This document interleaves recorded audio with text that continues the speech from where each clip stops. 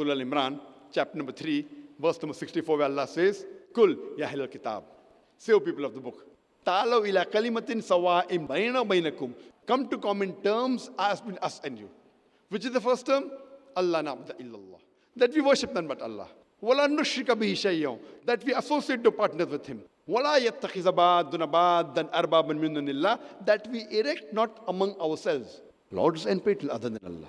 Fa'in tawallahu. If then they turn back.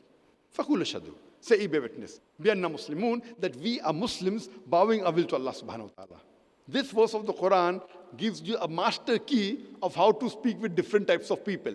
Ta'alaw ila kalimatin sawa'in bayna bainakum. Come to common terms as between us and you. Which is the first term?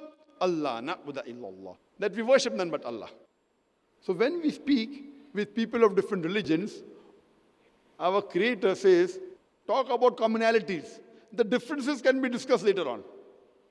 At least let us agree to follow what is common. And most of our problems will be solved.